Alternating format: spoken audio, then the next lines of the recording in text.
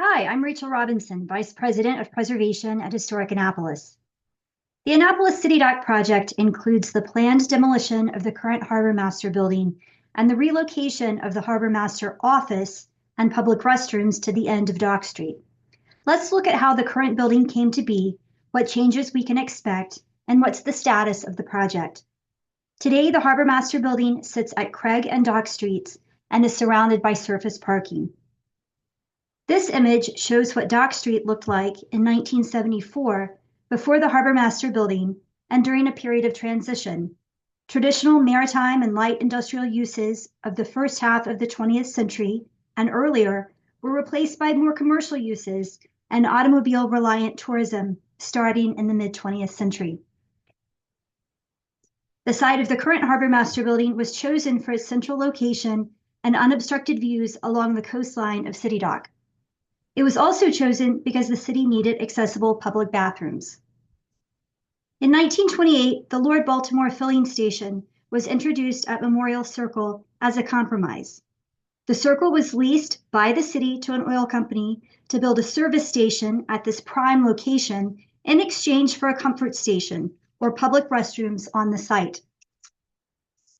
A 2014 article by Michael Parker for the Maryland Historical Magazine describes the stark reality of the comfort station.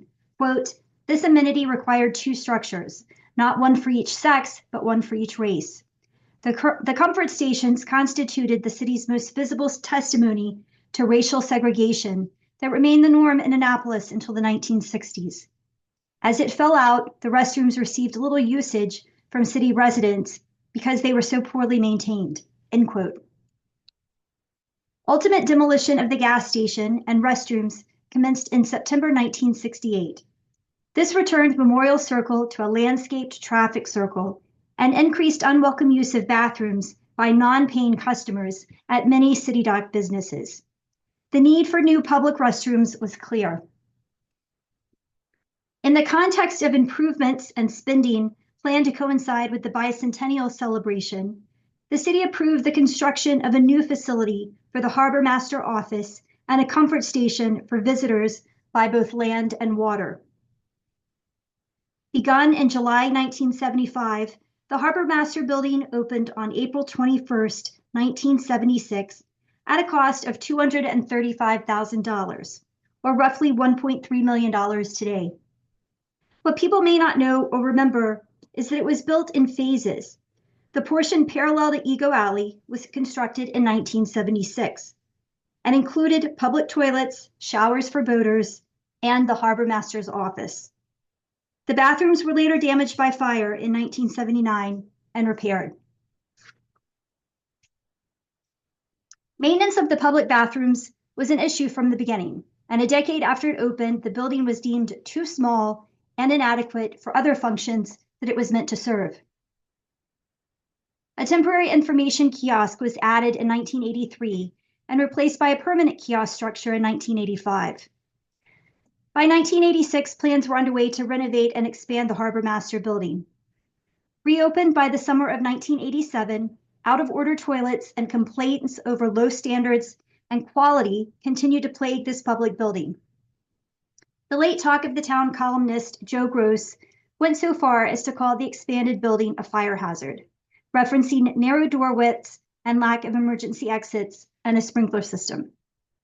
Coincidentally, life safety issues have been raised by the city's planning and zoning office regarding the currently proposed Maritime Welcome Center. Plaques on the building recognize contributions by local organizations, including Historic Annapolis. By 1986, the Harbormaster building was named for Theodore Woolsey Johnson, Jr., who passed in 1982. A native Annapolitan, 1925 graduate of the Naval Academy, and retired commander in the Naval Reserve, Mr. Johnson was a staunch environmentalist and protector of the waterfront. We expect that the replacement of the current Harbormaster building will include a lasting tribute to Mr. Johnson, a true advocate of the Annapolis waterfront.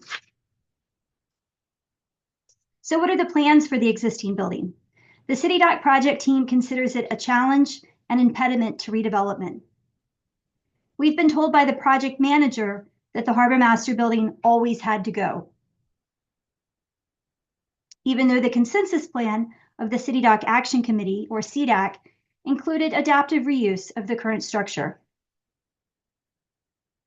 In another schematic design from the consensus plan, a reconceived angled building opens the view but continues to provide services at the present location, while a smaller building at the water's edge behind the Burtis House provides additional services. The consensus plan recommended relocating Harbormaster functions to the Burtis House so that the current facility may be reduced in size or removed totally. CDAC recognized that the need for utilities and information at the current site was possible and left the door open to a smaller building at the site. The CDAC consensus plan did not envision what has become the proposed Maritime Welcome Center put forth today that has nothing to do with resiliency or environmental sustainability. The project team has continually besmirched the current Harbormaster building's design and utility, when much of the issues are arguably related to lack of maintenance and investment by the city.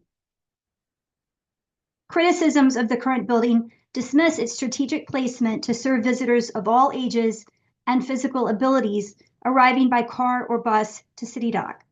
The assertion that the current building contributes to the heat island effect of the surrounding surface parking lot ignores the environmental cost of consigning this building to the landfill and building a new one at the water's edge. Although elements of the City Dock project have been approved locally by the Historic Preservation Commission and Planning Commission, designs can be modified and amended. Here we see changes to the interactive fountain and pergola stage that were approved last year. The amendment also included the introduction of a second pergola in the bottom left-hand corner when it was realized that housing for utilities was needed at this location, which is also the site of the current Harbormaster building. Please see the Annapolis City Dock playlist on our YouTube channel for more videos on this important and complex project. For more information or to sign up for our advocacy alert emails, see the City Dock redevelopment section of our website, annapolis.org.